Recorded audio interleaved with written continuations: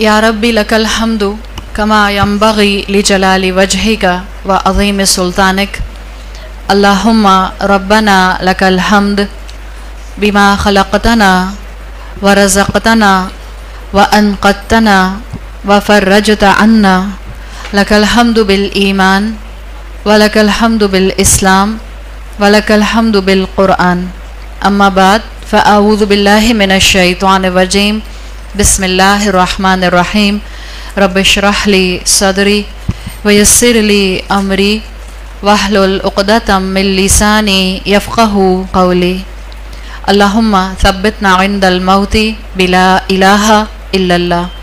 ए हमारे अल्लाह, हमें हमारी मौत पर कलमा ला इलाहा इल्लल्लाह पर साबित कदम रखे। आमीन या रब्बल आलमीन।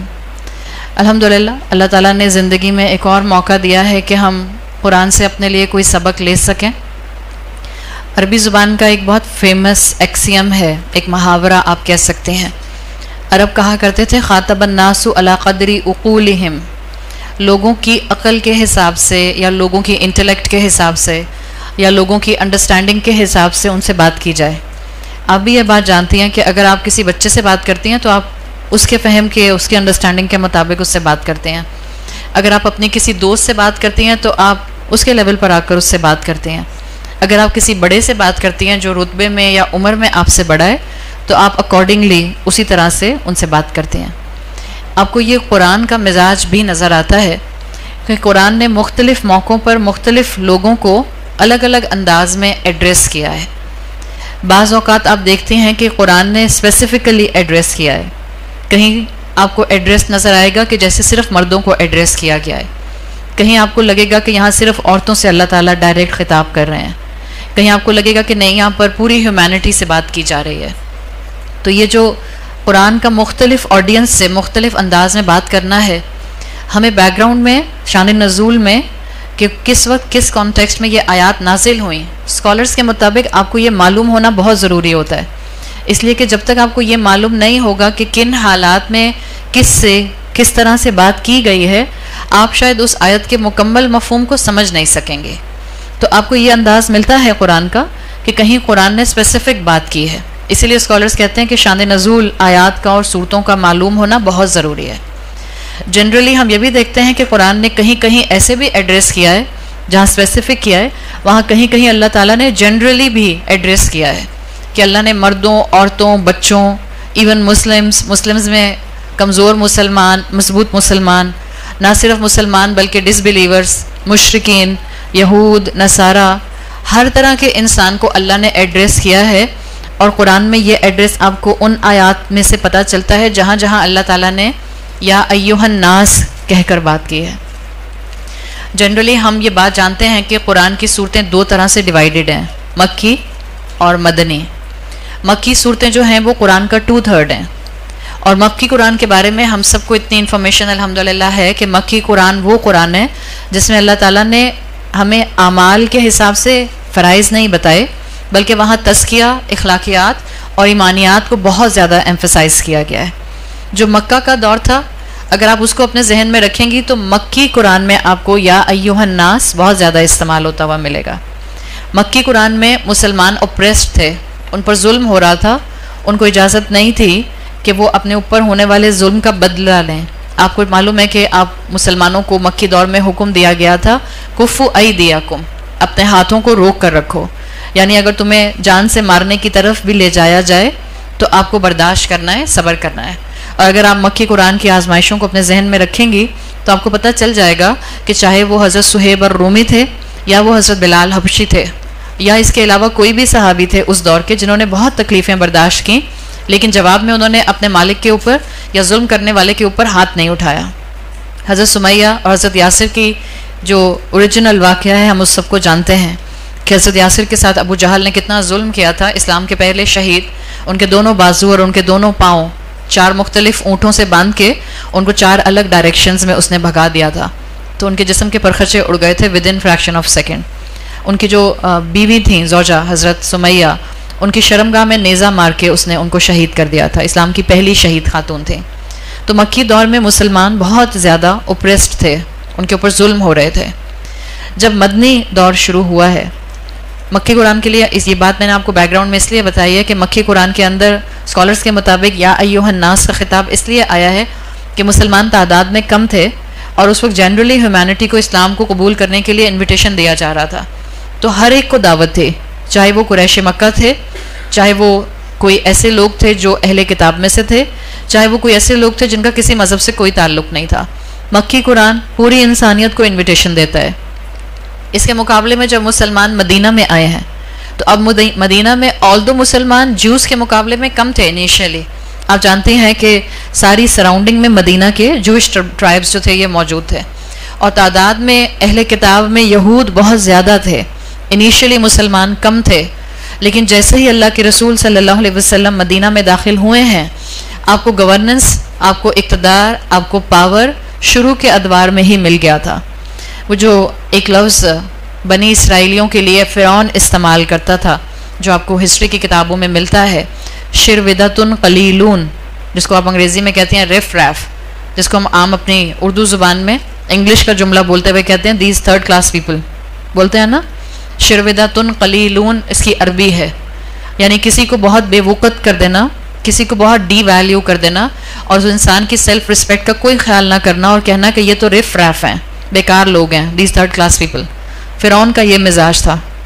अगर आज खुदा न खास्ता आप और मैं किसी भी इल्म आने के बाद किसी इंसान को अपने से कमतर समझ के ये जुमला बोलते हैं तो याद रखिएगा आप फ़िरौन को फॉलो करते हैं। तो किसी इंसान के लिए कभी भी एक डिग्निटी वाला इंसान दूसरे इंसान को इस तरह से शिरविदतुन कलीलून या रिफ रैफ या थर्ड क्लास पीपल नहीं कह सकता। तो ये जो मुसलमानों का मामला था मक्की दौर में, वो शिरविदतुन कलीलून की कैटेगरी में कुरैश समझा करते थे। उनको लगता था कि ये वो ताकत है जो चंद दिन उभरेगी, उसके बाद हम इनको अपनी ताकत से दबाकर ख़त्म कर देंगे। जब यही मुसलमान महाजरीन बनकर मदीना आए हैं तो अब मुसलमानों को ताकत मिल गई थी। तो यहाँ जो कुरान नाजिल हुआ है उसमें मेनली अल्लाह ताला ने मुसलमानों से ख़िताब किया है। मदनी कुरान में अहकामात दिए गए हैं, रोज़ा मदनी कुरान में फ़र्ज़ किया गया, विरासत के कवानीन मदनी कुरान में दिए गए। इसी तरह से आप देखते हैं कि ज़कात के जो फ़राइज़ हैं वो मदनी कुरान के अंदर मुसलमानों को दिए गए। तो मेनली मदनी कुरान मुसलमानों से बात करता है और साइमल्टेनियसली आप देखती हैं कि अहले किताब को एड्रेस किया गया है, इसलिए कि मदीना में अहले किताब मौजूद थे। तो कहीं आपको मदनी दौर की सूरतों में खिताब मिलता है या बनी इसराइल, या कहीं आपको मिलता है या अहलल किताब। तो दो मेन ऑडियंस आपको मदनी कुरान की नज़र आती है, जो आप अगर आयात को समझें और उनको समझने के लिए उनके तर्जुमे को और उनके कॉन्टेक्स्ट को देखें तो या अय्युहल्लज़ीना आमनू या अहलल किताब, ये मदनी दौर का एक स्पेशल रेफरेंस है। मक्की कुरान का स्पेशल रेफरेंस मैंने क्या बताया था अभी, या अय्युहन्नास। आपको रेयरली मदनी सूरतों में या अय्युहन्नास मिलता है, रेयरली। लेकिन जिस चीज़ को इंशाल्लाह, जिस आयत को हम इंशाल्लाह आज डिस्कस करेंगे वो सूरतुन निसा की आयत नंबर 1 है, पहली आयत है। ये वो आयत है जिसको खुतबा निकाह में भी पढ़ा जाता है। ये वो आयत है जो मदनी कुरान के कॉन्ट्रेरी आपको थोड़ा सा मुख्तलिफ एसेंस देती है, इसलिए कि ये या अय्युहल्लज़ीना आमनू से नहीं शुरू होती, ये शुरू होती है या अय्युहन्नास से। जबकि अगर आप बाकी सूरतुन नास को स्टडी करें, सूरतुन निसा को स्टडी करें, तो आपको पता चलता है कि मेनली पूरी सूरत मदनी दौर में मुसलमानों को स्पेसिफिकली एड्रेस कर रही है। विरासत के कवानीन आपको सूरतुन निसा में मिलते हैं। घर के ख़ानदान के मामलात को कैसे हैंडल किया जाएगा, सूरतुन निसा में आपको इसके बहुत से अहकामात मिलते हैं। मुनाफिकीन के ऊपर तकरीबन 60 के करीब आयात सूरतुन निसा में आई हैं। मुसलमानों का जो माशरा होगा, उसके इंटरनल और आउटर अफेयर्स को कैसे डील किया जाएगा, वो आपको सूरतुन निसा में मिलता है। लेकिन सूरत को शुरू करने का अंदाज़ अल्लाह ताला ने रेयर और मदनी कॉन्टेक्स्ट के हिसाब से यूनिक इस्तेमाल किया है कि यहाँ पर अल्लाह ताला ने मुसलमानों को एड्रेस करते हुए सूरत शुरू नहीं की, अल्लाह ताला ने या अय्युहन्नास से इस सूरत को शुरू किया है। इस एक सूरत के अंदर इस कई तरह के आपको आयात के फ्लेवर्स मिलते हैं, तो डेफिनेटली आपको अपने लिए मॉरल लेसन भी बहुत मिल जाते हैं। इस तरह से एक आयत के अंदर ही, जो आयत इंशाल्लाह हम इस वक्त पढ़ेंगे, उसमें इट्सेल्फ बहुत से सबक हैं।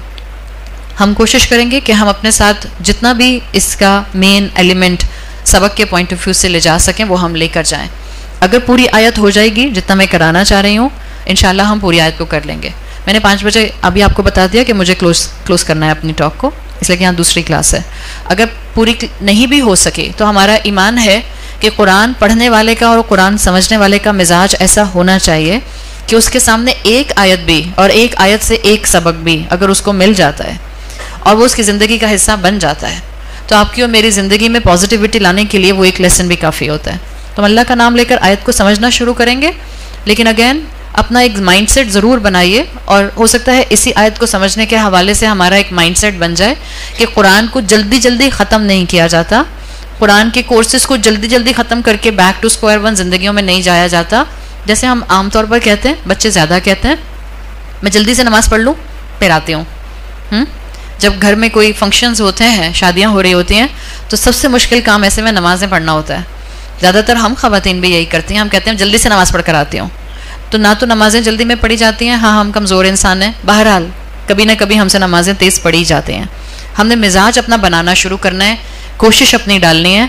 आगे उस कोशिश के अंदर बरकत डालने वाला रब जो है वो ऊपर बैठा है, और अल्लाह से हम उम्मीद यही रखते हैं कि हम परफेक्ट इंसान नहीं बन सकते, हम सिर्फ बेहतरी के रास्ते पर चलने के लिए अपनी कोशिश और जद्दोजहद कर सकते हैं। तो एक ज़िंदगी का उसूल बना लें कि जो बात जिस जगह अच्छी सुनने को मिल जाए, जितनी सुनने को मिल जाए, उस बात को अपनी ज़िंदगी का हिस्सा बनाने की ज़्यादा फ़िक्र कीजिए। तो इंशाल्लाह इसी पॉइंट ऑफ व्यू से अगर हम सूरत निसा की इस पहली आयत को समझना शुरू करें, तो अल्लाह ताला ने सूरत निसा की आयत को शुरू किया है या अय्युहन नास से, और उसके बाद अल्लाह ने अगला जुमला, अगला लफ्ज़ जो इस्तेमाल किया है, पहले तो एड्रेस किया ए इंसानों या अय्युहन नास, इत्तक़ुल्लाह, अल्लाह का तक़वा इख्तियार करो, अल्लाह के बारे में कॉन्शियस हो जाओ।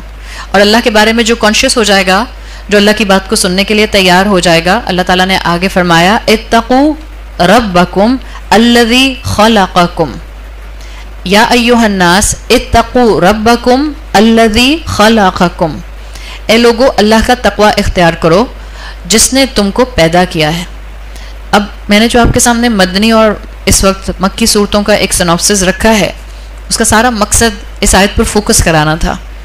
जनरली हम अगर ये बात सुने, दो जुमले सुने कि क्या मुसलमानों को अल्लाह का तक़वा करना चाहिए, जुमला नंबर 1, या नॉन मुस्लिम्स को भी अल्लाह का तक़वा करना चाहिए, जुमला नंबर 2, तो हमारी इन्फॉर्मेशन के मुताबिक सही जुमला कौन सा है? पहला वाला ना, पहला वाला। बिकॉज अगर हमारी इन्फॉर्मेशन या जितना हम इस्लाम जानते हैं, अगर आपसे एक गैदरिंग के अंदर यह सवाल किया जाता है कि आप कुरान की तालिब इल्म हैं, आप कुरान की क्लासेस में जाती हैं, आप कुरान की ऑडियो सुनती हैं, ये बताइए कौन सा जुमला ठीक है? क्या सिर्फ मुसलमानों को अल्लाह का तक़वा करना चाहिए या किसी भी इंसान को जिसका इस्लाम से ताल्लुक़ नहीं है, चाहे वो कोई भी इंसान है, किसी भी मज़हब से ताल्लुक़ रखने वाला है, क्या उसको भी अल्लाह का तक़वा करना चाहिए? जनरली हमारा जवाब ये होगा कि दूसरा जुमला ठीक नहीं है, यही होगा ना। इसलिए कि हम यही समझते हैं कि अल्लाह का तक़वा वही कर सकता है जो अल्लाह को पहचानता है। जब आप सूरत निसा की इस आयत पर गौर करेंगे तो अल्लाह ताला ने या अय्युहल्लज़ीना आमनू इत्तक़ू रब्बकुम नहीं कहा, ए ईमान लाने वालों, ए मुसलमानों, ए कलमा पढ़ने वालों, अपने रब का तक़वा करो। अल्लाह ने तो हर इंसान को कहा है या अय्युहन नास इत्तक़ू रब्बकुम। जितने भी लोग हैं, कुरान ने तमाम इंसानों को अल्लाह के बारे में, और अल्लाह का यहाँ पर नाम अल्लाह नहीं आया, क्या आया है? रब आया है। द रब is the cherisher, is the creator, is the nourisher. वो रब वो है जो अल्टीमेट अथॉरिटी रखने वाला है। मेजॉरिटी इंसान इस वक्त दुनिया में क्रिएटर गॉड को मानते हैं, ऑनर गॉड को नहीं मानते हैं। मुसलमान अल्हम्दुलिल्लाह क्रिएटर गॉड को भी अल्लाह कहता है, और ऑनर गॉड को भी, जो मेरे 1-to-1 डेली बेसिस के मामला संभालता है, हमारे लिए वहाँ पर भी अल्लाह ही की हस्ती मौजूद है। तो अल्लाह ने यहाँ पर हर इंसान को ये बात कही है कि हर दुनिया के इंसान को अल्लाह का तक़वा करना है।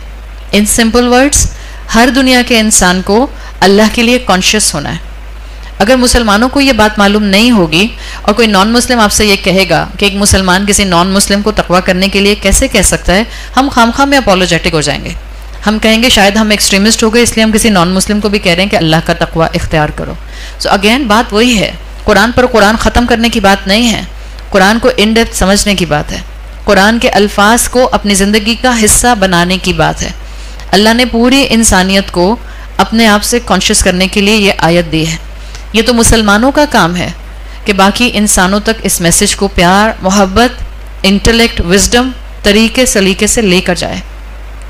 जब पूरी इंसानियत को ये कहा गया है कि तुम्हारा रब, तुम्हारा क्रिएटर, तुम्हारा खालिक तुम्हारा चेरिशर और नरिशर एक ही है।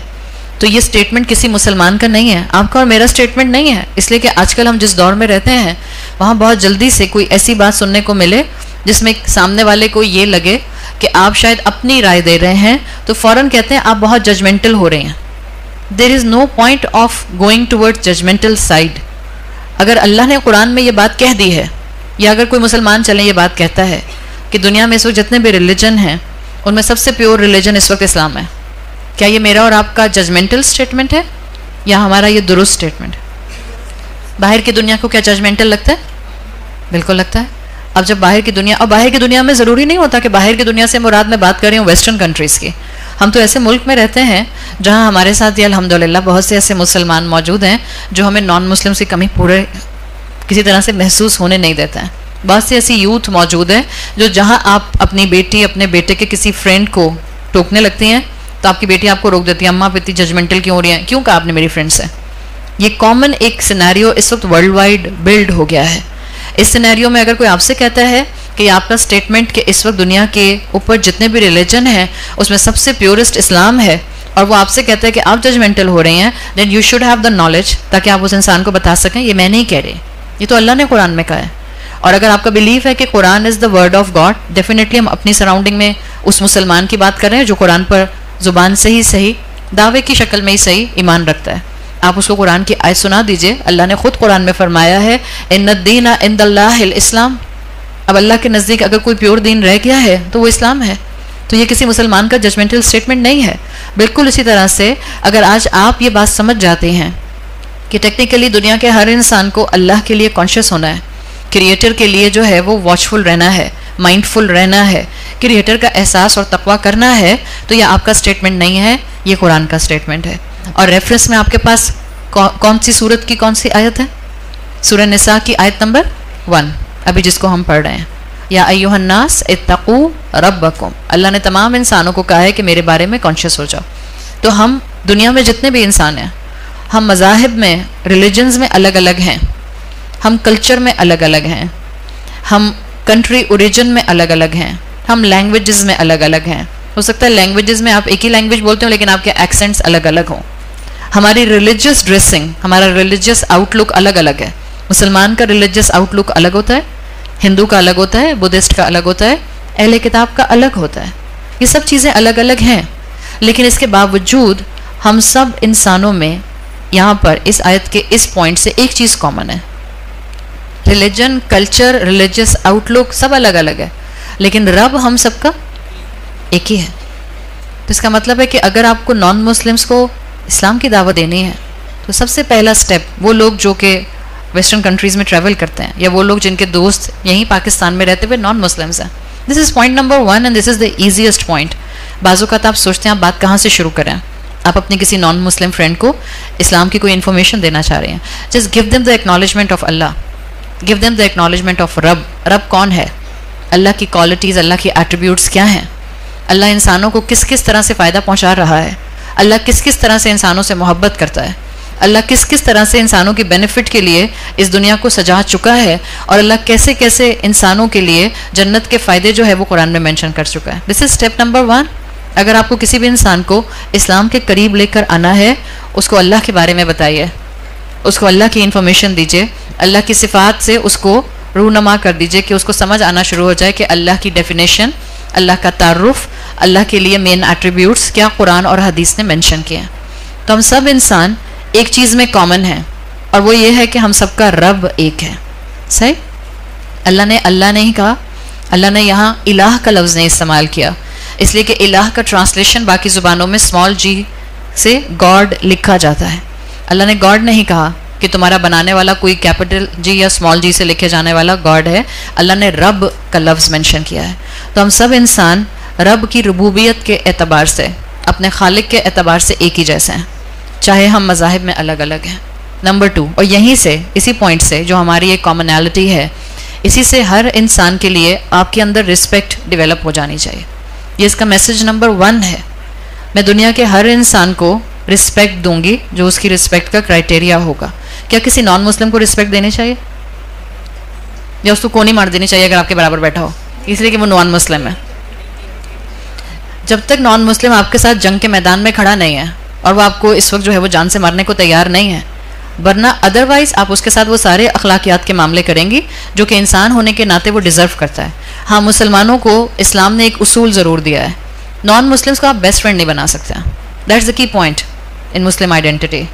आप अपने नॉन मुस्लिम नेबर के साथ खाना भेज दिया, आपको वो सामने नज़र आता है, आपने हेलो हाय कर लिया, आपने कोई तोहफा भेज दिया, आपने अपने किसी ओकेजन पर उसको भी इनवाइट कर लिया, ये सब हो सकता है। आपने उसके साथ ऑफिस में एक साथ टाइम गुजारा, वो आपका कोलीग है, वो आपका क्लास फेलो है, वो आपके साथ स्कूल यूनिवर्सिटी में पढ़ती हैं, ये सब हो सकता है, देयर इज़ अ पॉसिबिलिटी। लेकिन एक मुसलमान बच्चा, एक मुसलमान औरत या एक मुसलमान मर्द किसी नॉन मुस्लिम को अपना बेस्ट फ्रेंड नहीं कह सकता, बिकॉज बेस्ट फ्रेंड की डेफिनेशन बिल्कुल अलग है ना। जो आपका बेस्ट फ्रेंड होता है ग्रेजुअली आप उसको फॉलो करना शुरू कर देते हैं। सो आपने नॉन मुस्लिम के साथ इतना रिलेशनशिप पहचान लिया, ये जो अल्लाह ने हमें रब के ज़रिए एक दूसरे से कनेक्ट कर दिया है कि हमें हर इंसान की रिस्पेक्ट करनी है। दूसरा पॉइंट जो अल्लाह ताला ने इस आयत में हमारा कॉमन रखा है तमाम इंसानों में, अल्लाह ने कहा अल्लज़ी खलक़कुम मिन नफ्सिन वाहिदा, अल्लाह ने तुमको एक नफ्स से पैदा किया है। ये नफ्सिन वाहिदा किसके लिए बोला अल्लाह ने? हम सब किसकी औलाद हैं? आदम अलैहिस्सलाम। क्या सिर्फ मुसलमान आदम अलैहिस्सलाम की औलाद हैं, या Jews, Christian, Hindu, Buddhist, agnostic, atheist, सब मुसलमान, सब हर इंसान जो है वो आदम अलैहिस्सलाम की औलाद। हर इंसान आदम अलैहिस्सलाम की औलाद है। कुरान में आता है वलक़द कर्रमना बनी आदम, हमने बनी आदम को ऑनर किया है, इज्जत दी है, तकरीम का मामला किया है उसके साथ। ये हमारा दूसरा कॉमन पॉइंट है। दूसरा कॉमन पॉइंट हमारा क्या है कि हम सब आदम अलैहिस्सलाम की औलाद हैं, तो हमारा ओरिजिन वापस जोड़ दिया गया है आदम अलैहिस्सलाम से जाके। और आदम अलैहिस्सलाम से पहले किससे जोड़ा था? किससे जोड़ा था आदम अलैहिस्सलाम से पहले? रब से जोड़ा था। अभी तक तो मैं नॉन मुस्लिम्स की बात कर रही थी। अब जो हमारा टॉपिक है, अगर आप उसी टॉपिक को इस आयत के साथ इनकॉर्पोरेट करें, अपने घर में माहौल खुशगवार बनाने की पूरी कोशिश करना।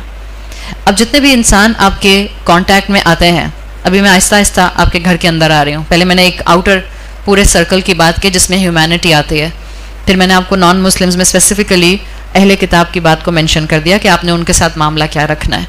अब हम बात करें आपके आसपास का माशरा जिसमें सब इंसान आते हैं जिनसे आपका ताल्लुक़ बनता है, जिनसे आप किसी भी फॉर्म में इंटरेक्शन करते हैं, चाहे वो आपके रिश्तेदार हैं, चाहे वो आपके फ्रेंड्स हैं, चाहे वो आपका एक सोशल सर्कल है, चाहे वो कहीं मिलने वाले ऑन एंड ऑफ आपके ऐसे कॉन्टैक्ट्स हैं जिनसे रेयरली आपकी मुलाकात होती है, चाहे वो आपके फेसबुक फ्रेंड्स हैं, चाहे वो आपके व्हाट्सएप में कोई ऐसे ग्रुप के मेंबर्स हैं जिनके साथ आपका कभी कभार इंटरेक्शन हो जाता है, चाहे वो लोग हैं ना, there is inverted comma on both side जो मैं बोल रही हूँ, चाहे वो लोग हैं जो आपको अच्छे नहीं लगते। मैंने सारे इंसानों की बात की जो आपके सर्कल में आते हैं। आपके सर्कल में कोई ऐसे लोग हैं जो आपको अच्छे नहीं लगते? अरे वाह, आप तो सब वलीउल्लाह हैं। कोई ऐसा इंसान नहीं जो आपको अच्छा नहीं लगता? दैट्स वेरी गुड, बहुत अच्छी बात है, अल्हम्दुलिल्लाह। लेकिन इंसान होने के नाते मैं बात कर रही हूँ, कभी कभी हमारी सराउंडिंग में, देखिए मैं तो सच बोलती हूँ, सही है। अब मैं माइक के सामने आके बैठ भी गई हूँ और अगर मैं कुरान को एक्सप्लेन करने के लिए बैठ गई हूँ तो मुझ पर तो जिम्मेदारी ज़्यादा है। मैं यहाँ पर फेक प्रिटेंड तो नहीं कर सकती हूँ। समटाइम्स आपकी ज़िंदगी में ऐसे लोग होते हैं जो आपको क्लिक नहीं करते हैं, जिनके साथ आपकी केमिस्ट्री नहीं मिलती है। चले अब शायद आपको समझ आ जाएगा। हाँ, अब मैंने आसान कर दिया, पहले ज़रा ज़्यादा क्रूड हो गया था। कौन से लोग जो आपको अच्छे नहीं लगते? हालांकि अगर मैं आपसे आपके घर में ड्राइंग रूम में बैठ के, लाउंज में बैठ के पूछती कोई ऐसा है जो आपको अच्छा नहीं लगता, आप कहती हाँ हाँ हाँ बताऊँ कौन कौन है, फिर एक लंबी लिस्ट बता देते। चले हम ऐसे लोगों की बात करें जिनसे हमारी केमिस्ट्री नहीं मिलती है, जिनसे हम बार बार अनॉय हो जाते हैं, जो हमारे लिए आजमाइश का ज़रिया बन जाते हैं। ये जो मैंने अभी सारा सर्कल बताया था, तमाम वो लोग जो आपके फ्रेंड्स, रिलेटिव्स, आपकी जान पहचान के लोगों में या उन लोगों में आते हैं जिनको आप कहती हैं कि इनसे मेरी केमिस्ट्री नहीं मिलती, ये सब लोग, ये सब अल्लाह की मखलूक हैं। जब आप इनको डील करती हैं तो अब मैं प्रैक्टिकल सबक आपको बता रही हूँ। अभी तक तो मैंने इन्फॉर्मेशन दी है ना इंसानियत की, रब का एक होने की, हम सबका आदम अलैहिस्सलाम का औलाद होने की। अब मैं प्रैक्टिकल बता रही हूँ इस आयत का सबक, इस हिस्से का। सिर्फ ये जितने भी मेरे आसपास इंसान हैं, अब जब मैं इनसे डील करूँगी, चाहे इसमें मेरे वो लोग हैं जिनसे मैं मोहब्बत करती हूँ या वो लोग हैं जिनके साथ गुजारा करना मुश्किल है, या इनके दरमियान में जो कैटेगरी भी आती है, अब जब आप इन लोगों से डील करेंगी तो आप इनको सिर्फ इंसान समझ के डील नहीं करेंगी। आप इनको डील करते हुए ये चीज़ जहन में रखेंगी कि मैं इस वक्त उससे डील कर रही हूँ जो अल्लाह से बिलोंग करता है, इसलिए कि उसका रब कौन है? अल्लाह, उसका खालिक कौन है? अल्लाह। तो इसका मतलब है हम सब अल्लाह की बिलोंगिंग में आ गए। इसीलिए आप कहती हैं जब किसी का इंतकाल हो जाता है, इन्ना लिल्लाहि व इन्ना इलैहि राजिऊन, हम अल्लाह ही के लिए हैं और हमने अल्लाह ही की तरफ वापस जाना है। इसीलिए हमें इस्लाम में उसूल दिया गया है कि हम सुसाइड नहीं कर सकते, हम अपना बाजू खुद नहीं काट सकते, मर्सी किलिंग इस्लाम में नहीं है, यूथनेसिया इस्लाम में नहीं है, इसलिए कि हमारा जिस्म, हमारी जान, हमारा नफ्स अल्लाह की अमानत है।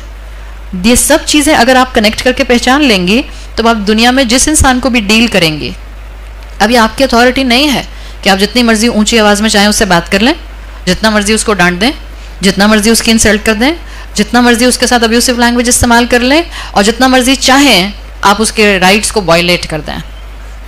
इसलिए कि आप एक ऐसे हस्ती को, एक ऐसी मखलूक को डील कर रही हैं जो अल्लाह से बिलोंग करता है। घर के मामलात को खुशगवार करने के लिए लेसन नंबर 1 यही है। जब भी किसी रिश्ते को देखिए, बाहर की दुनिया में लोगों के साथ अच्छे एटिकेट्स के साथ रहना बहुत आसान होता है। आपका एयरपोर्ट पर सिक्योरिटी वालों के साथ बड़ा नाइसली बात करना, इसलिए कि आपको पता है ज़्यादा आपने अकड़ दिखाई ना तो भी आपको बिठा देंगे कस्टम पे, फिर कहेंगे खोलो सारा सामान हम चेक करेंगे। एयरपोर्ट पर सिक्योरिटी वालों से आप नाइसली बात करते हैं, रेस्टोरेंट में जाती हैं वेटर से आप अच्छी तरह बात करते हैं।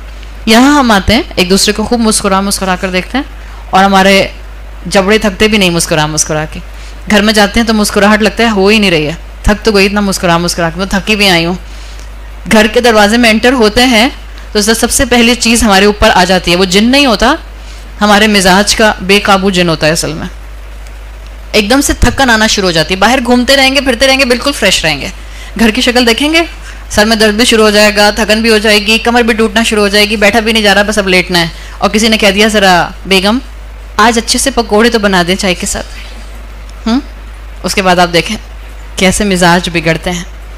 अपने अपने घरों में जिन इंसानों को हम डील करते हैं उनके साथ बार बार ये बात अपने आप को याद कराना कि मैं जिस इंसान को डील कर रही हूँ असल में वो अल्लाह से बिलोंग करता है, ये बहुत मुश्किल होता है, ये आसान नहीं होता है। हम सब अपने लिविंग रूम्स में और अपने बेडरूम्स में मिनी फिरौन बन जाते हैं।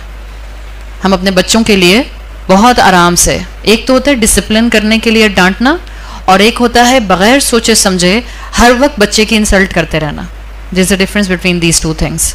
एक होता है तरबियत करना और उस तरबियत के पॉइंट ऑफ व्यू से उनको कभी डिसिप्लिन के पॉइंट ऑफ व्यू से डांट भी देना। एक होता है सिर्फ उनसे माथे पर बल डालकर ही बात करना।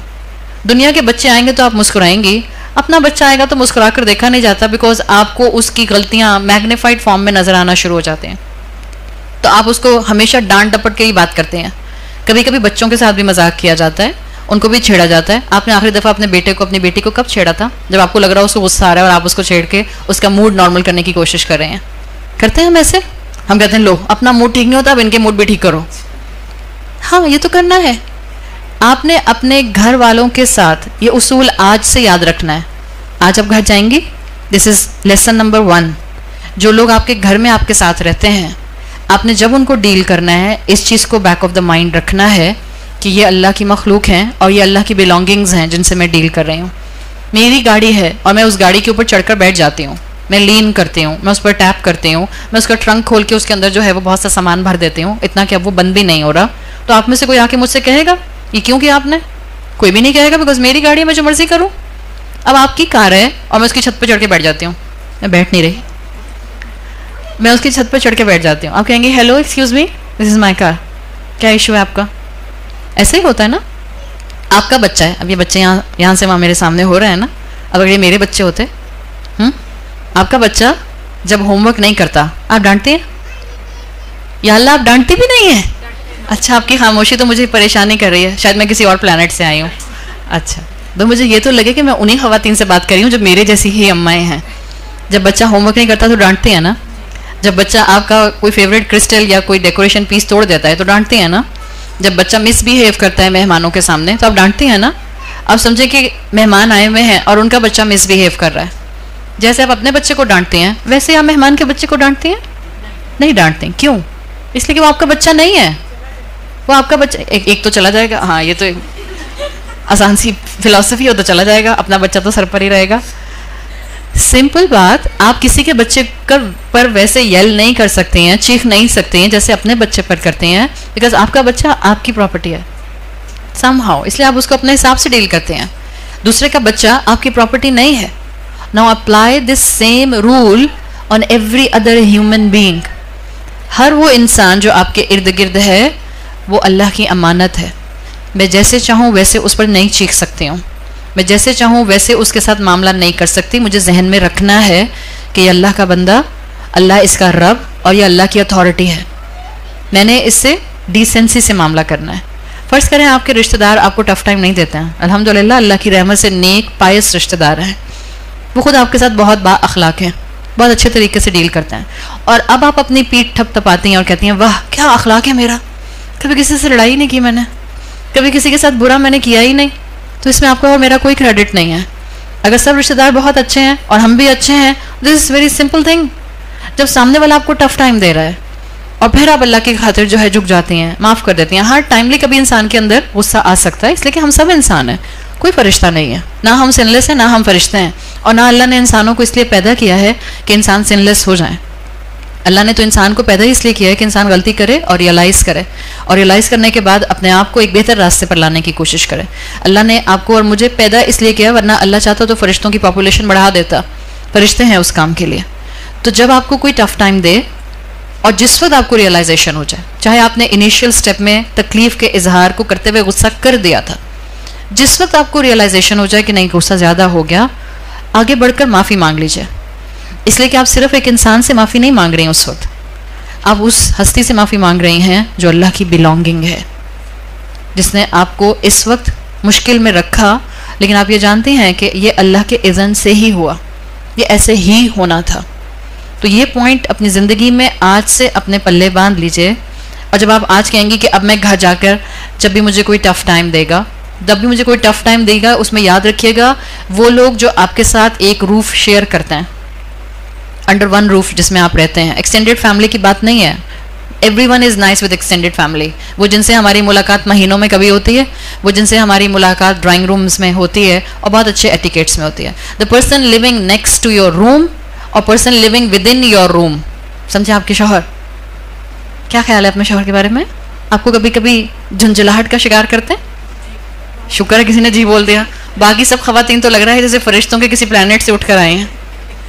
आई एम सॉरी, या तो मैं बहुत ही इम्प्रेस हो जाऊंगी, मुझे लगेगा मैं बहुत इस कुर्सी के काबिल नहीं हूँ।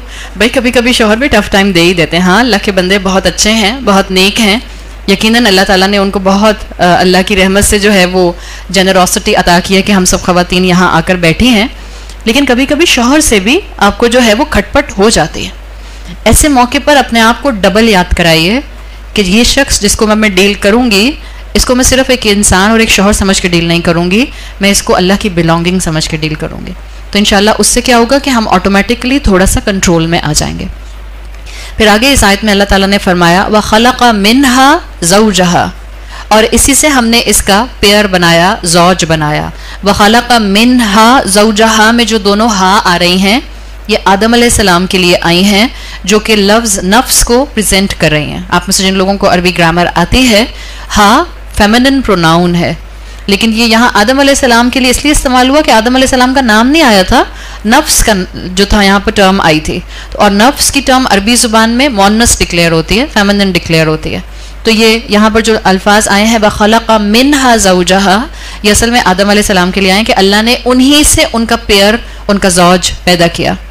अरबी ज़ुबान में ज़ौज, पेयर ऐसी चीज़ के लिए आता है in a very simple plain linguistic definition, वो चीज़ जिसके बगैर, पेयर में दो हिस्से होते हैं ना, कोई भी चीज़ आप पेयर कहेंगी वो दो पार्ट्स पर होगी। पेयर में दोनों कंपोनेंट ऐसे होते हैं कि वो एक दूसरे के बगैर इनकम्प्लीट होते हैं। This is the main essence in the word ज़ौज। इसीलिए ज़ौज को ट्रांसलेट करके फिर स्पाउस के तौर पर भी इस्तेमाल किया जाता है। ज़ौज का लफ्ज़ जो है वो आपको दिन और रात के लिए भी मिलेगा अरबी ज़ुबान में, ज़ौज का लफ्ज़ आपको सूरज और चांद के लिए भी मिलेगा, ज़ौज का लफ्ज़ आपको दुनिया और आखिरत के लिए भी मिलेगा। वो पेयर जिसमें एक कंपोनेंट दूसरे के बगैर इनकम्प्लीट हो। अल्लाह ताला ने यहाँ पर जो अल्फाज सेलेक्ट किए हैं आयत के लिए, अल्लाह ने कहा कि हमने उसी से उसका पेयर बनाया। इसमें बहुत गहरा सबक है मर्दों के लिए। अब यकीनन वो सबक आपने घर जाकर अपने हस्बैंड को चश्मा यहाँ लगा कर ना आँख पर रीडिंग ग्लासेस देना नहीं शुरू कर देना। अब आज मैं आपको बताऊंगी कि अल्लाह ताला ने आपके लिए कव्वाम होने की हैसियत क्यों रखी है। नहीं, ये आप बताएंगे जाके अपने बेटों को। बेटों की तरबियत हो सकती है, शौहर की तरबियत नहीं हो सकती है। और ये कहीं लिख कर बड़ा बड़ा लगा लीजिए, अगर शौहर देखेंगे फिर भी बहुत खुश होंगे, मूड अच्छा हो जाएगा उनका। मैं अपने शौहर की तरबियत नहीं कर सकती, मैं सिर्फ दुआ कर सकती हूँ। ठीक है, खुद अच्छी बन सकती हूँ और दुआ कर सकती हूँ, ये आपकी और मेरी जिम्मेदारी नहीं है शौहर की तरबियत करना। लेकिन अल्लाह ताला ने यहाँ ये जो अल्फाज कहे हैं व खलक़ मिन्हा ज़ौजहा, इसमें आदमियों के लिए, मुसलमान मर्दों के लिए बहुत बहुत कॉम्प्रिहेंसिव लेसन है। वो ये कि अल्लाह ताला ने ये नहीं कहा कि हमने इंसानियत को दो से बनाया, या हमने इंसानियत को मर्द और औरत से बनाया, या हमने इंसानियत को आदम और हवा से बनाया। अल्लाह ने वहाँ पर भी कॉमन ग्राउंड रखा है, आदम अलैहिस्सलाम, ताकि मर्द ये बात समझ जाएं कि औरत असल में मर्द की एक्सटेंशन है। अगर मर्द किसी भी कैपेसिटी में वालिद हैं, भाई है, शौहर है, बेटा है, किसी भी कैपेसिटी में अगर ये औरत को नुकसान पहुंचाता है तो असल में ये अपने आप को नुकसान पहुंचाता है। अगर मर्दों को ये सबक मिल जाए, और अल्लाह करे कि हमारे मेल स्पीकर्स इस बात को अपने एड्रेस में मर्दों को तालीम के पॉइंट ऑफ व्यू से और तरबियत के पॉइंट ऑफ व्यू से सिखाएं। वो मर्द जो औरतों को अब्यूज़ करते हैं, फिजिकल अब्यूज़ है या वर्बल अब्यूज़ है या इमोशनल अब्यूज़ है, ये तीनों अब्यूसेस एक औरत की पर्सनैलिटी को क्रश कर देते हैं अगर किसी भी मेल रिलेशनशिप की तरफ से ये अब्यूज़ आते हैं। जब मर्द इन रिश्तों को जो अल्लाह ताला ने उसके अंडर रखे हैं औरतों की शक्ल में, इनको अब्यूज़ करते हैं, वो अपने आप को असल में हर्ट कर रहे होते हैं। इसलिए कि अल्लाह ने कहा है कि अल्लाह ने मर्द से ही उसका पेयर बनाया है। तो ये बात अपने बेटों को समझाने की ज़रूरत है। आज वो सब माएँ जो इंशाअल्लाह कल को बहुएँ लेकर आएंगी, अपनी बहू को लाने से पहले अपने बेटे की तरबियत इस एंगल से ज़रूर कीजिएगा। याद रखिएगा, आपके बेटे की तरबियत पर आप अकाउंटेबल हैं। आपके बेटे ने अपनी बीवी को कैसे डील किया, उसमें आपका कितना एफर्ट शामिल था, you will be accountable on a day of judgement. तो अपने बेटों को पहले से बताइएगा कि अगर तुम बीवी को हर्ट करोगे, अगर तुम उसकी केयर नहीं करोगे, अगर तुम उसको परेशान करोगे, अगर तुम उसके साथ अब्यूसिव लैंग्वेज इस्तेमाल करोगे, तो तुम असल में अपने आप को बेटा हर्ट करोगे, अपना फैमिली स्ट्रक्चर डिस्टर्ब करोगे, अपने घर के सुकून को अपने हाथों से डिस्ट्रॉय कर दोगे। तो ये मर्दों के लिए सबक है। अल्लाह ने कहा व खलक़ मिन्हा ज़ौजहा व बस्स मिनहुमा रिजालन कसीरन व निसाअ, और अल्लाह ने इसी पेयर से यानी आदम अलैहिस्सलाम और बीबी हवा के स्पाउस के पेयर से तमाम दुनिया में मर्द और औरतें फैला दिए। आदम अलैहिस्सलाम को हुक्म दिया गया था जो सूरतुल बकरा में आता है, जब अल्लाह ताला ने इन दोनों को बना दिया, एक दूसरे की कंपेनियनशिप दे दी, तो अल्लाह ने इन दोनों को जन्नत में रखा और आदम अलैहिस्सलाम से कहा उस्कुन अंता व ज़ौजुकल जन्ना, find peace you and your spouse in जन्ना। उस्कुन का मतलब है सुकून ढूंढो, सुकून पकड़ो। ये नहीं कहा just stay together, just live together. Living together का कॉन्सेप्ट नहीं है उस्कुन के अंदर, अरबी ज़ुबान के। उस्कुन में आता है फेले अमर है ना, find peace, find harmony, find tranquillity. एक साथ वक्त गुजारने की बात नहीं है, सिर्फ एक छत के नीचे रहने की बात नहीं है। जस्ट ट्राई टू बी मिजाज शनास for each one of you, एक दूसरे को आप समझ सकें। मैं यहीं रुककर आपसे इस वक्त एड्रेस कर रही हूँ ख़वातीन से। आप इस वक्त अल्लाह के कलाम में से अपने लिए चंद सबक सीख रहे हैं और आपको पता चल रहा है कि आपको मिजाज शनास बनना है। फ़र्ज़ करें आप मिजाज शनास बनने की कोशिश शुरू कर देते हैं, बट आपके शौहर ने तो दर्स नहीं सुना ना, आपके शौहर के कान पर तो ये आवाज़ें नहीं पड़ी और आपके शौहर इस वक्त जो हैं वो उस माइंडसेट में हैं भी नहीं कि उनको अपनी बीवी का मिजाज शनास बनना है। तो क्या करें, चेंज कर लें, शौहर छोड़ दें, या वो मिजाज शनास नहीं है तो हमें भी ज़रूरत नहीं है मिजाज शनास बनने की। जब मैंने सुन लिया तो मैंने अपनी कब्र में जाना है। जब मैंने सुन लिया मुझे अपने रब को जवाब देना है। जब मैंने सुन लिया तो मुझे अपने रब के सामने खड़े होकर कहना है एटलीस्ट अल्लाह मैंने कोशिश की थी। मैं ग्रॉस डिस्पैरिटी की बात नहीं कर रही, खुदा ना खास्ता किसी के शौहर बहुत ज़्यादा ही प्रॉब्लमैटिक केस हैं, वो एक अलग बात हो रही है। हम एक जनरल पॉइंट ऑफ व्यू बता रहे हैं, हर रूल का एक्सेप्शन अपनी जगह पर होता है। लेकिन क्योंकि हम सुन रहे हैं, हम ख़वातीन सुन रही हैं, तो आज से हमने इंशाअल्लाह हज़रत खतीजा रदी अल्लाह अन्हा की इस सुन्नत को अपनी ज़िंदगियों का हिस्सा बनाना है। वो बहुत मिजाज शनास बीवी थी। हज़रत खतीजा की तारीफ़ अल्लाह के रसूल सल्लल्लाहु अलैहि वसल्लम अपनी ज़िंदगी के आखिरी अय्याम तक करते रहे। हालांकि अल्लाह ताला ने आपको और भी अज़वाज दी, लेकिन जो हज़रत खतीजा की प्रोमिनेंट क्वालिटी आती है among so many other qualities, बहुत खुलकर अल्लाह के रसूल पर माल खर्च करने वाली खातून थी, बहुत खुलकर रिस्पेक्ट देने वाली खातून थी, बहुत ज़्यादा जनरॉसिटी और बेनवलेंस का इजहार करने वाली खातून थी। लेकिन जो रसूलुल्लाह सल्लल्लाहु अलैहि वसल्लम के साथ उनकी ज़ौजियत में आने की उनकी मेन कैरेक्टरिस्टिक थी, जिसको किताबों में कई उलमा ने मेंशन किया है, वो है उनका शौहर के लिए मिजाज शनास होना। वो समझ जाती थी कि इस वक्त शौहर के लिए क्या चीज़ बेहतर है। वो समझ जाती होंगी, हम अपने एंगल से देखें कि किस वक्त शौहर को गुस्सा आ रहा है, मैं बेहतर है चुप हो जाऊँ, किसको जवाब देना नहीं आता, किसको आगे से बात करनी नहीं आती, किसको आगे से जो है वो तुर्की ब तुर्की बैक टू बैक आंसर करना नहीं आता।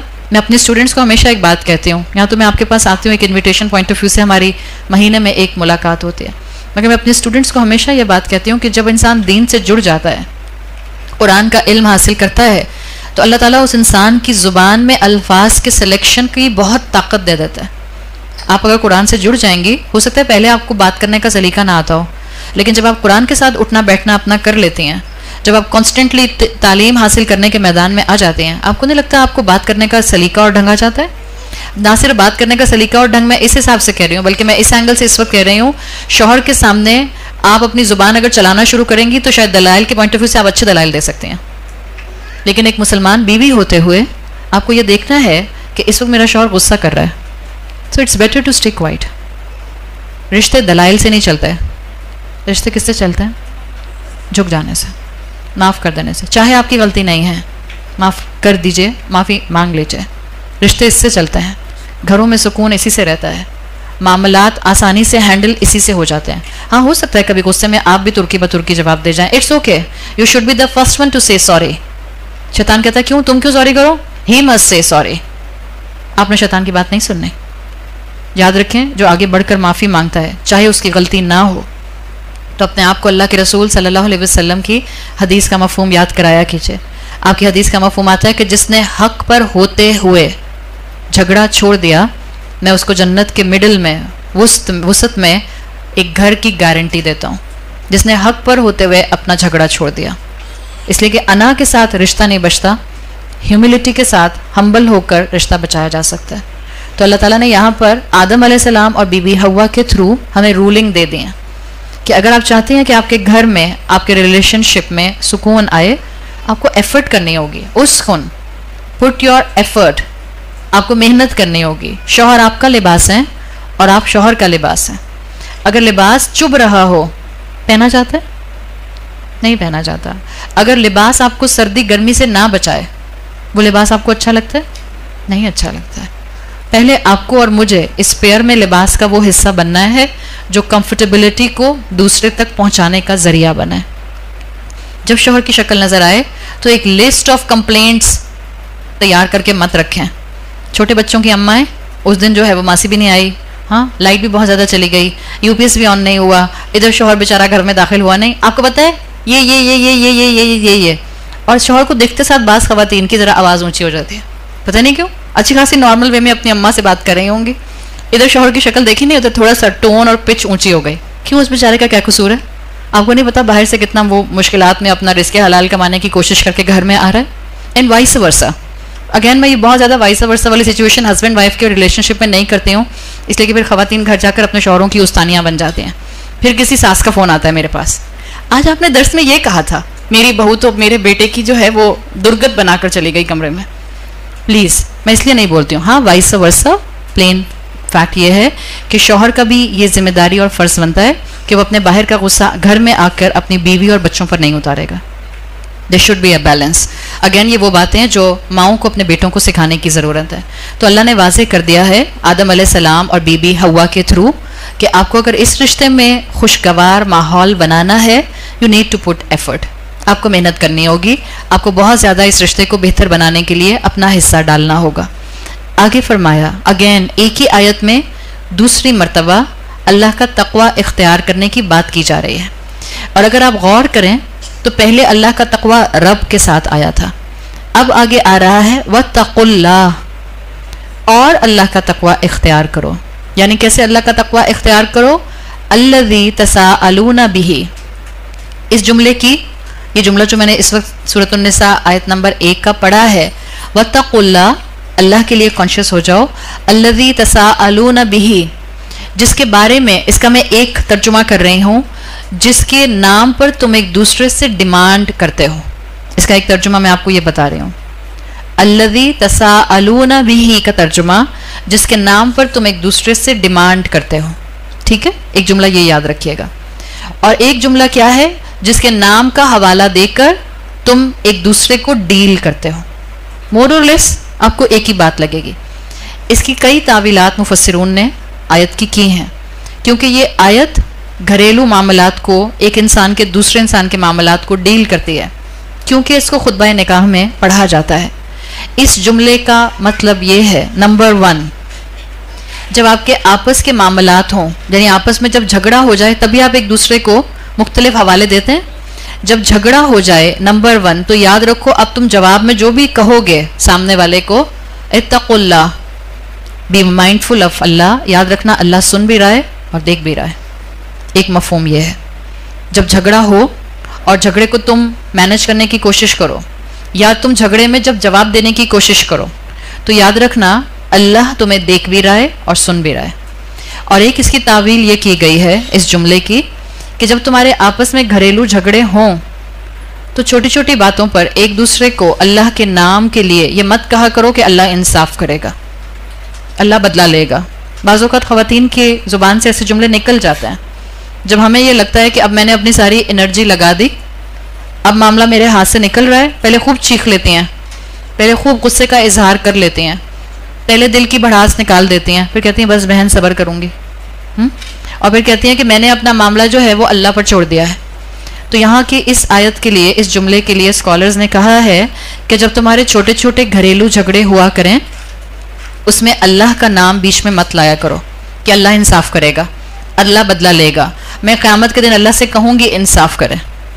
ये जुमला कहना भी ज़ुबान से कभी भी नहीं चाहिए कि मैं क़यामत के दिन अल्लाह से कहूँगी कि अल्लाह इंसाफ करे।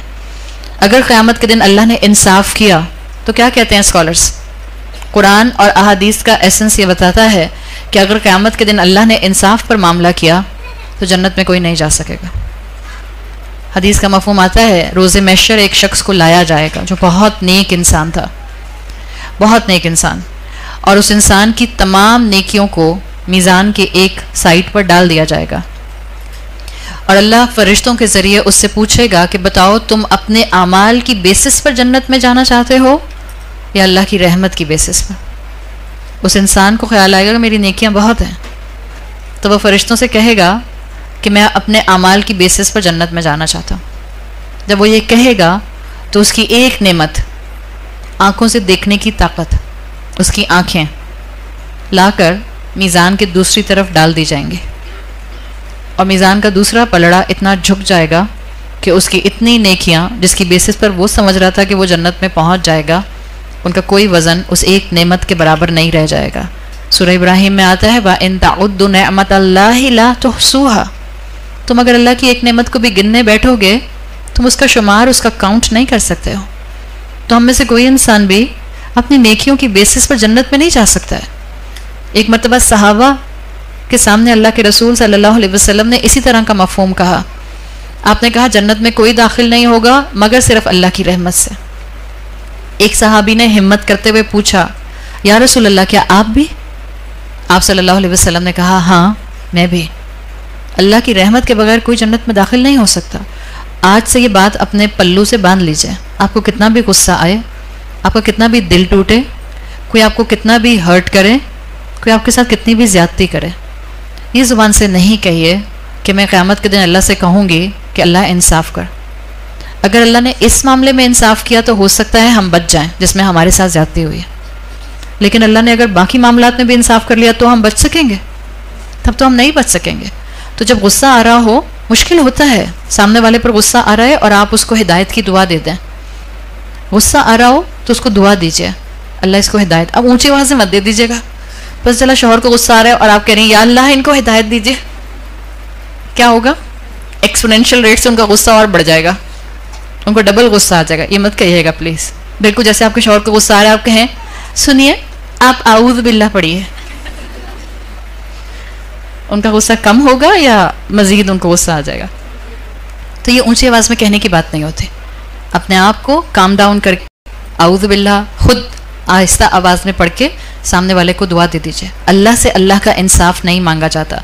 तो एक तावील इस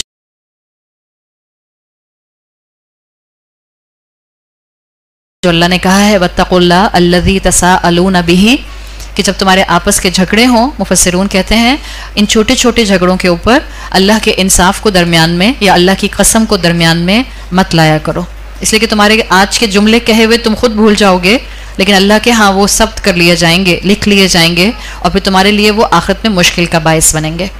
आगे आप लोग घर जाकर इंशाल्लाह प्लीज़ अपने सामने ज़रूर इस आयत को रखिएगा, और जो लोग नोट डाउन कर रहे हैं उनको ज़्यादा फ़ायदा होगा। मैंने पिछली दफ़ा भी रिक्वेस्ट की थी, जो यहाँ रेगुलर आने वाले हैं और जो रेगुलर आने वाले नहीं हैं, अगर आप वन टाइम ही इस वक्त आए हैं, कहीं ना कहीं आप जहाँ भी जाएँ, you should have a notebook in your hand.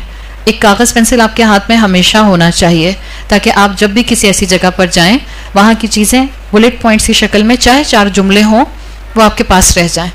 जब कभी आप बहुत परेशान हों, अपनी ये डायरी निकालिए, जो आयत का हवाला आपने लिखा है, वुज़ू करके आयत को पढ़िए, और जो 4 जुमले आपने अपने हाथ से लिखे हैं इसको पढ़िए। कभी कभी ज़िंदगी में आपको कोई मेंटोर नहीं मिलता है, हम इंसान हैं, हम कमज़ोर हैं, हम ये कहते हैं और हमारा ईमान है कि हमारा बिल्कुल तवक्कुल अल्लाह पर है, हम ये बात जानते हैं कि हम अपने सारे मसाइल अल्लाह के सामने रखते हैं, लेकिन हम इंसान हैं। बाज़ औक़ात हमें कोई दूसरा समझदार इंसान चाहिए होता है जिससे हम अपने मसले को हल कर सकें, जिससे हम अपने मसले की डिस्कशन ऐसे कर सकें कि वो हमें सही रास्ता दिखा दे। That's called a mentor. हम सब इंसानों को एक ऐसा मेंटोर चाहिए, लेकिन हम सब ये बात जानते हैं कि कभी हमें अपने आसपास कोई ऐसा शख्स नज़र नहीं आता। जब कभी ऐसा हो, वुज़ू कीजिए, कुरान की आयत जिसका आपने दर्स सुना है बहुत अच्छे तरीके से सही तजवीद और तलफ़ुज़ के साथ उसकी तिलावत कीजिए, और जो 4-5 जुमले आपने अपने हाथ से लिखे हैं उसको 1 दफ़ा, 2 मरतबा, 3 मरतबा पढ़िए। आप देखिए आपको कोई ना कोई गाइडेंस अल्लाह की तरफ से ज़रूर मिलेगी। दैट विल बी इंशाल्लाह your guide book in future. जब कभी किसी ऐसी टॉक में जाएं, उस किताब को अपनी ज़िंदगी का हिस्सा ज़रूर बनाएं। सही? अगर आप इस आयत को देखेंगी तो इस आयत में जो दूसरा फ्रेज शुरू हुआ है वत्तकुल्लाह से, यहाँ पर एक आयत के शुरू में कहा गया है अल्लाह का तकवा इख्तियार करो। किस बात पे? अल्लज़ी तसाअलून बिही, जब तुम एक दूसरे से झगड़ते हो तो छोटी छोटी बातों पर अल्लाह की कसमें ना खाया करो, अल्लाह के इंसाफ के हवाले ना दिया करो। और आगे आया है वल अरहाम, और अरहाम। अगर हम सिर्फ तर्जुमा पढ़ेंगे तो हमें बात समझ नहीं आएगी। अल्लाह का तकवा करो और छोटी छोटी बातों में एक दूसरे से डिमांड मत करो उसके नाम पर। वल अरहाम, और अरहाम, तर्जुमे की तो लिमिटेशन है, वहाँ सिर्फ ये लिखा होगा और अरहाम, लेकिन क्या मतलब है? ये यूनिक मुकाम है कुरान का। कुरान में मोर देन 200 टाइम्स तकवा से रिलेटेड अल्फाज आए हैं, तकवा के मोल्ड के मुख्तलिफ अल्फाज आए हैं। ये वाहिद मुकाम है जिसके लिए स्कॉलर्स कहते हैं कि अल्लाह के तकवा करने के साथ साथ अरहाम का तकवा करने की बात की गई है। आप में से जिन लोगों को अरबी ग्रामर आती है, अरहाम के लिए यहाँ कहा जाता है कि ये अल्लाह का बदल के तौर पर लाया गया है, बदल इश्तिमाल के तौर पर लाया गया है, अतफ बयान के तौर पर लाया गया। यानी आयत के इस हिस्से में अल्लाह ने 2 चीज़ों का तकवा करने का कहा है, अल्लाह का और अरहाम का। अरहाम रहम की जमा है। रहम किसको कहते हैं? रहामीम, औरत के वूम को कहते हैं। जो आपका वूम है, जिसको आप यूट्रस कहते हैं, औरत के वूम को, स्टमक को नहीं कहते। बाज़ इजी इंग्लिश ट्रांसलेशंस के अंदर कभी कभी वोम की जगह स्टमक लिखा होता है, but it's not stomach, it's actually uterus, अगर आप समझना चाहते हैं। अरहाम रहम की जमा है, रहामीम इसका रूट वर्ड है, और ये वही रूट वर्ड है जिससे अल्लाह के 2 नाम बने हैं, अर्रहमान अर्रहीम। ये वही रहम का लफ्ज़ है जिसके लिए हदीस कुदसी आती है। आप सल्लल्लाहु अलैहि वसल्लम ने बताया कि अल्लाह ताला ने फरमाया है कि अल्लाह ने औरत के इस रहम को, इस वूम को एड्रेस करते हुए कहा हदीस कुदसी में, सम्मैतुका बिस्मी, मैंने अपने नाम के साथ ही तुम्हारा नाम रखा है। यानी अल्लाह का एक नाम अर्रहमान है, तो अल्लाह ने औरत को जो वूम दिया है, उस वूम को एड्रेस करते हुए अल्लाह ने कहा कि अल्लाह ने उसी रूट वर्ड से इस वूम का नाम रखा है जिससे अल्लाह ने अपना नाम रखा है। वूम जो होता है उसका ताल्लुक प्रेगनेंसी के साथ तो होता ही है, लेकिन जब आप प्रेगनेंसी की बात करते हैं तो 3 रिलेशनशिप्स ऑटोमेटिकली सामने आते हैं। एक प्रेग्नेंट औरत जिसके वूम में बच्चा है, तो एक है औरत दूसरा है वो बच्चा जो माँ के वूम में है, और तीसरा है उस बच्चे का बाप, इसलिए कि वालिद के बगैर प्रेगनेंसी नहीं होती है। तो अल्लाह ताला ने यहाँ पर स्पेसिफिकली घर के मामलात में जहाँ अपना तकवा करने को कहा है, वहाँ अल्लाह ताला ने रहमी रिश्तों के लिए केयरफुल होने की बात की है। वो तमाम रिश्ते जिनका ताल्लुक वूम से है, बहन भाइयों का रिश्ता जितना भी होगा और जितने रहमी रिश्ते होंगे, उन सब के लिए केयरफुल होने के लिए ये आयत अल्लाह ताला ने इन अल्फाज के साथ हमें कुरान में दी है। Be watchful for all the relationships related to your womb. आप जब भी इन रिश्तों को डील करेंगी, आप केयरफुली डील करेंगे। बहन भाई भी आ जाएंगे, आपकी खाला भी आ जाएंगी, आपके वो तमाम रिश्ते भी आ जाएंगे जिनमें आपका रिश्ता जो है वो वालिद की तरफ से फुप्पो की तरफ जाता है, चचा की तरफ जाता है, ताया की तरफ जाता है, आहिस्ता आहिस्ता एक्सटेंडेड फैमिली में चले जाते हैं ना। बट अगर हम इसको मेन कंसाइज घर की छत के साथ रखें, सबसे पहले स्कॉलर्स के मुताबिक ये जो अल्लाह ताला ने यहाँ कहा है be watchful for your अरहाम also, इसमें मेन पोजीशन पर स्कॉलर्स कहते हैं माँ मौजूद है। अपनी माँ का ख्याल रखिए, और माँ की जो इखलाकी स्टैंडिंग्स हैं, हम दीन में उनका मुकाम जानते हैं। सबसे पहले माँ का ख्याल रखा जाएगा। और अगर हम घर के मामले में देखें तो अपने बेटों को ये बात आपको बचपन से ही सिखानी है कि जहाँ उनको माँ को रिस्पेक्ट करनी है, वहाँ उनको अपनी बीवियों को भी एक्स्ट्रा केयर के साथ रखना है। बीवियाँ प्रेग्नेंट हों तो अब वो अरहाम की कैटेगरी में आ गई हैं। अब शौहर उनके साथ जो है वो डांट डपट का, अब्यूसिव होने का, केयर ना करने का मामला नहीं कर सकते। वो तमाम मर्द, और उनके साथ जब उनकी माएँ शामिल हो जाती हैं तो अल्लाह ताला हम सबको हिदायत दे, वो तमाम मर्द जो अपनी बीवियों को बेटियां डिलीवर करने के ऊपर ताने देते हैं। आज भी जहां दुनिया 21वीं सेंचुरी में कहां से कहां पहुंच गई है, दुनिया इस वक्त जो है वो वर्चुअल यूनिवर्सिटीज के साथ साथ इस वक्त पूरा एक AI का सेटअप डेवलप कर रही है, आर्टिफिशियल इंटेलिजेंस का। दुनिया हार्नेस कर रही है इस प्लैनेट के बाद दूसरे प्लैनेट्स को, और हम इतनी ऑब्सोलीट सोच के साथ हैं, हमें इतनी भी साइंस मालूम नहीं है कि बेटा या बेटी होने का ताल्लुक औरत से नहीं मर्द से होता है। और मैं इस वक्त औरतों को खास तौर पर एड्रेस कर रही हूँ, इसलिए कि बेटों की माओं को ज़्यादा परेशानी होती है। ये मामलात अल्लाह के हाथ में हैं, ये मामलात अल्लाह ने अपने कंट्रोल में रखे हैं। अगर कोई बेटा या अगर कोई शौहर अपनी बीवी को इस बात का ताना देता है, या अगर कोई सास अपनी बहू को इस बात का ताना देती है, असल में आप अरहाम का ताना उसको दे रहे हैं। उस मर्द ने इस अरहाम की कदर नहीं की जिसको अल्लाह ने यहाँ तकवा करने के लिए कहा है। उस मर्द ने सूरह निसा की इस आयत को वायलेट किया है। उस मर्द ने जिसने अपनी बीवी को प्रेगनेंसी में ये ताना दिया या प्रेगनेंसी के बाद ये ताना दिया, या जिसने अपनी बीवी के साथ किसी भी तरह से कोई एक्स्ट्रा केयर का मामला उसकी प्रेगनेंसी में नहीं रखा, बल्कि गाफिल रहा कि बीवी का ख्याल रखना था, उसने इंस्टीट्यूशन ऑफ मैरिज को वायलेट किया है जो अल्लाह ने उसको कवाम होने की सूरत में रिस्पॉन्सिबिलिटी दी थी। तो ये जिम्मेदारी हम पर है, इसलिए कि हम माएँ हैं और हमारे हाथों में अगली नस्ल की तरबियत है। ये पॉइंट यहाँ पर बहुत क्लियर है समझना कि जब औरत का एहतराम नहीं होता, चाहे वो माँ की शक्ल में हो या बीवी की शक्ल में हो, तो माशरे की किसी औरत का एहतराम नहीं हो सकता। जो मर्द घर में औरतों की इज्जत नहीं करते, वो बाहर निकलकर सड़क पर चलने वाली औरत की इज्जत कैसे करेंगे? हमारे लिए कहना बहुत आसान है कि बाहर का माशरा बहुत ख़राब है। बाहर का माशरा किसकी तस्वीर है? हम में से हर एक के घर की तस्वीर है। अपने घरों को निखारिए और अपने घर से पहले अपने 5 फुट के जिस्म को निखारिए। बाहर के माशरे में अल्लाह की ओबीडियंस नहीं आ सकती, रसूल की मोहब्बत नहीं आ सकती सल्लल्लाहु अलैहि वसल्लम, जब तक कि मेरे दिल में अल्लाह की ओबीडियंस और रसूलुल्लाह सल्लल्लाहु अलैहि वसल्लम की मोहब्बत नहीं आएगी। तो यहाँ अरहाम को वैल्यू किया गया है कि हमारा काम है कि हम इन तमाम रिश्तों को जो इनके साथ जुड़े हुए हैं, रहमी रिश्ते, हम उनके साथ एक्स्ट्रा केयरफुल हो जाएं, एक्स्ट्रा कॉशियस हो जाएं, और जो सुन रहा है उस पर ज़्यादा जिम्मेदारी आ जाती है। इसी अरहाम के पॉइंट ऑफ व्यू से मैं आखिरी बात करूँगी, फिर मैं बस आयत के आखिरी हिस्से पर जाऊँगी। इस अरहाम में अल्लाह ताला ने, स्कॉलर्स कहते हैं, औरतों के लिए भी बहुत गहरा सबक रखा है, इसलिए कि इत्तकुल अरहाम है ना, रहम का तकवा करो। हम औरतों के पास ये वूम है। आप में से किसी की शादी हुई या नहीं हुई, आप में से किसी के बच्चे हैं या नहीं हैं, आप अनमैरिड हैं या आप चाइल्ड बेयरिंग एज से निकल चुके हैं, यूट्रस हम सबके पास है, ये रहम हम सबके पास है। अल्लाह ताला ने औरत को डिग्निफाइड किया है ये रहम देके, इसलिए कि इसका ताल्लुक डायरेक्ट अल्लाह के उस नाम से है जिसके एसेंस में मर्सी है, जिसके एसेंस के अंदर एक ऐसी नेचर होना है जिसमें एम्पैथी होती है, सामने वाले के लिए सिंपैथी होती है।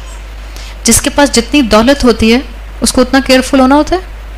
जब औरतों के पास इतनी कीमती चीज़ रहम की शक्ल में मौजूद है तो औरत को अपनी डिग्निटी का ख़ास ख्याल रखना है, औरत को अपनी हिफाजत ज़्यादा करनी है। ये बेटियों की माँओं को, अपनी बेटियों को बताने की ज़रूरत है। आज अगर बेटियां अपनी सेल्फ एस्टीम खो रही हैं तो हम माँओं की कमज़ोरी है। कहीं माँओं की कमज़ोरी है, कहीं माँओं के समझाने के बावजूद अगर बेटियां अपनी सेल्फ एस्टीम खो रही हैं तो यकीनन बाहर के माशरे के बहुत से ट्रायल्स और चैलेंजेस हैं, उससे माँओं की जिम्मेदारी बढ़ जाती है। देखिए, हमारे पॉलिटिकल क्राइसिस एक तरफ, हमारे इकोनॉमिकल क्राइसिस एक तरफ, और हमारे स्पिरिचुअल क्राइसिस भी एक तरफ। One of the major crisis इस वक्त इन द मुस्लिम उम्मा, हमारी मुसलमान बेटियां दो कॉम्बिनेशन या दो चीज़ों के कॉम्बिनेशन से इस वक्त महरूम हो रही हैं। एक है उसमें conviction of Islam with the combination of humility. जिनमें एतमाद आ रहा है उनमें से आजिज़ी निकल रही है, और जिनमें आजिज़ी आ रही है वो ऐसी डोरमैट बन रही हैं कि इस्लाम का कन्विक्शन उनमें नज़र नहीं आ रहा है। We need combination of both this things, combination of humbleness, humility. झुक कर रहना भी आना चाहिए। जो बहुत पढ़ा लिखा हो वो झुक नहीं सकता, जिसके पास बहुत बड़ी डिग्री हो उसके लिए सॉरी बोलना मुश्किल है, जो बहुत बड़ी गाड़ी में बैठता है उसके लिए सड़क से उतरकर किसी की मदद कर देना इम्पॉसिबल है।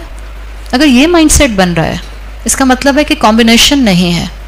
जहाँ तालीम है वहाँ पर नरमी नहीं है, और जहाँ नरमी है वहाँ आपको वो कन्विक्शन ऑफ इस्लाम, एतमाद नज़र नहीं आ रहा। इस वक्त माँओं की जिम्मेदारी बहुत ज़्यादा है कि हमें अपनी औलादों को, और ख़ासतौर पर मैं बेटियों के एंगल से बात कर रही हूँ, इस वक्त आधी से ज़्यादा मुसलमान बच्चियाँ कंप्लीटली कंफ्यूज्ड हैं कि उनकी घरों के अंदर जिम्मेदारी क्या है। हाँ, वो दुनिया का हर काम कर सकती हैं जिसकी शरीयत ने इजाज़त दी है, वो तालीम के मैदान में आगे बढ़ सकती हैं जो शरीयत के दायरे से टकराता नहीं है, वो कोई भी प्रोफेशन ऐसा अडॉप्ट कर सकती हैं जिससे उनकी घरेलू जिम्मेदारियां जो हैं वो निगलेक्ट नहीं होंगी। बट साइमल्टेनियसली कौन सी मुसलमान औरत इससे इनकार करेगी कि एक औरत की घर की जिम्मेदारी उसकी अव्वलीन जिम्मेदारी होती?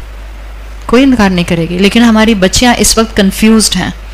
कंफ्यूज्ड इसलिए हैं कि घरों से उनको प्रॉपरली चीज़ों को बताया नहीं जा रहा, और बाहर का माशरा इस वक्त रिलीजन के बिल्कुल अगेंस्ट बात कर रहा है। 8 मार्च का वो जो विमेन मार्च हुआ था, याद है ना? अपना खाना खुद गर्म करो, इससे ज़्यादा रिडिकुलस जुमला कोई नहीं हो सकता। और फिर जवाब में मर्दों ने भी प्ले कार्ड्स पकड़ लिए और वो भी खड़े हो गए। क्या था वो? अपना धोबी के पास कपड़े खुद लेकर जाओ। There is no limit of this debate, this is the matter of give and take. अभी मैंने आपको स्पाउस की, जौज की डेफिनेशन बताई थी। पेयर वो है जो एक दूसरे के बगैर इनकम्प्लीट है। सही याद रखिएगा, being a husband and wife, being a husband and wife, आपके हस्बैंड आपके बगैर इनकम्प्लीट है। A part of his personality will be incomplete without you, vice versa. A part of your personality will be incomplete without him. जब हम कहते हैं नहीं मुझे जरूरत नहीं है इसकी, आई एम कंप्लीटली इंडिपेंडेंट, तो आप तो सोशियोलॉजी के भी बहुत से कॉन्सेप्ट्स को खुद ही गलत कर रही हैं। इंसान इस दुनिया में एक सोशल एनिमल है। हमें ह्यूमन डिपेंडेंसी कई जगहों पर नज़र आती है।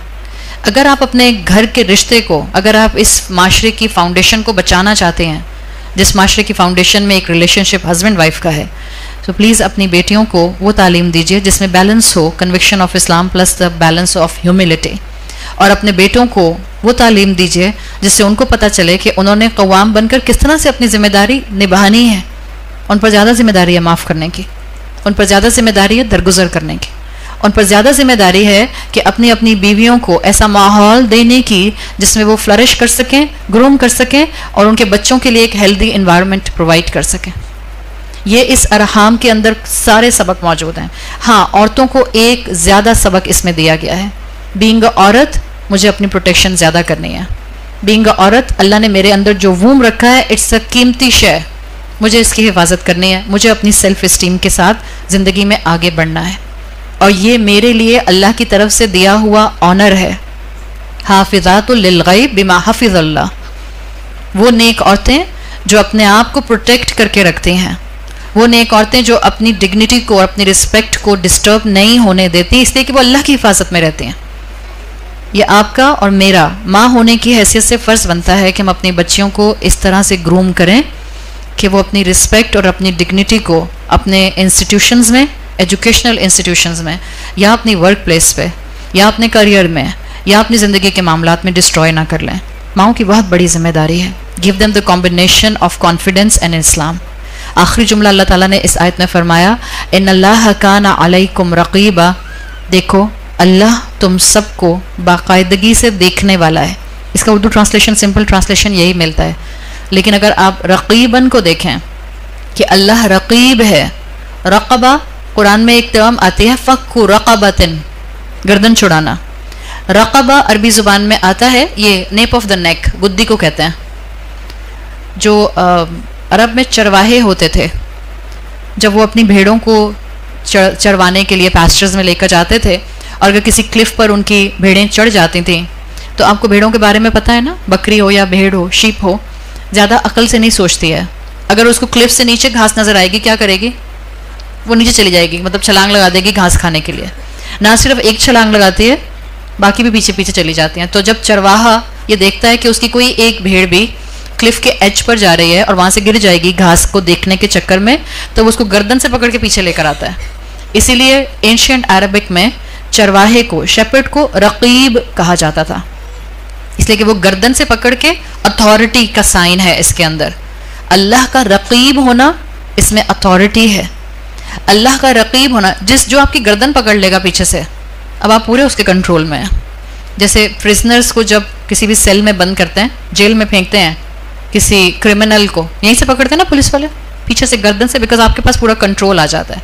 इसमें अथॉरिटी है पकड़ने वाले की, प्लस इसके अंदर सामने वाले की जिसको पकड़ा है उसकी पावर का कंप्लीटली ख़त्म हो जाना, ये साइन नज़र आता है। लिटरली अल्लाह ताला ने इस आयत में कहा है, ये जितने रिलेशनशिप रूल्स हमें दिए हैं, घर को बेहतर करने के रूल्स दिए हैं, अल्लाह ने आयत को कंक्लूड किया है, इन्नल्लाह काना अलैकुम रक़ीबा, देखो बी वॉचफुल, अल्लाह ने तुम्हारी गर्दन से तुमको पकड़ा हुआ है।